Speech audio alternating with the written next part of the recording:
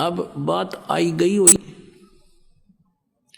अब कुछ दिनों के बाद श्री कृष्ण आए। श्री कृष्ण से बताया द्रौपदी ने कि भगवान आपने बड़ी इज्जत रखी, मैंने आपको याद किया, क्योंकि गुरु को याद किया जाता है, और आपने मेरी इज्जत रख दी। और कृष्ण जी को पता भी को नहीं कि हो गया कहानी हुआ। राम के श्री कृष्ण ने साड़ी बढ़ा दी तो फिर बताई गई सारी बातें कि ऐसे ऐसे हुआ था, ऐसे ऐसे हुआ था, और आपने ऐसी दुआ करी, साड़ी इतना ढेर लग गया, साड़ी खत्म नहीं हुई। अब भगवान श्री कृष्ण पिछले जन्म का भी साधक था और उनकी भी दिव्य दृष्टि काम करे थी। अपनी दिव्य दृष्टि से श्री कृष्ण ने देखा कि ओहो।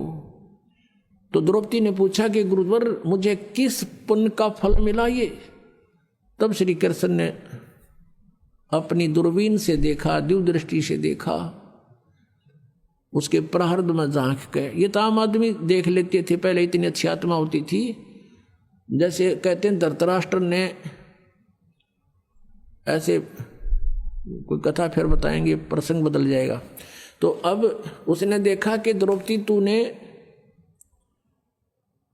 एक अंधे महात्मा को एक साड़ी का टुकड़ा पाड़ के दिया था,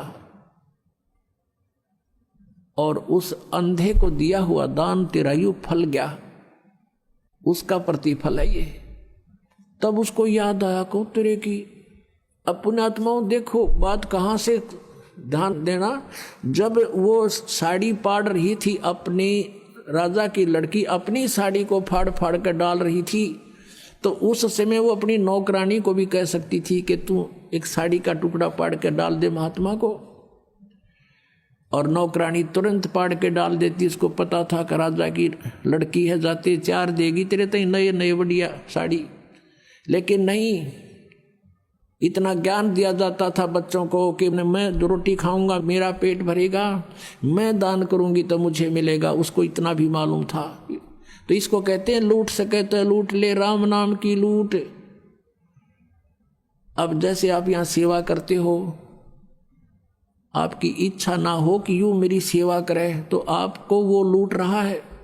जहां तक आपकी पार बस आप अपने हाथों से सेवा करने की चेष्टा करें, जितनी भी हो जाए, और दान करें अपने हाथ से, अपनी कमाई से, वो आपको ही मिलेगा। तो कहते हैं जब तक माता पिता के अधीन है बच्चे, तब तक वो दान करते हैं, तो भले ही वो माता पिता का ही है, लेकिन जिसने दान अपनी नियमत से किया है उसी को फल मिलता है। अब द्रौपदी कहती है कि हे भगवान, एक छोटी सी लीर पाड़ के दी थी मैंने, उसका इतना फल मिल गया, इज्जत रख दी मेरी, साड़ी तो देखी जा, लेकिन आज जो मेरी इज्जत रही है उसकी तो कोई कीमत नहीं।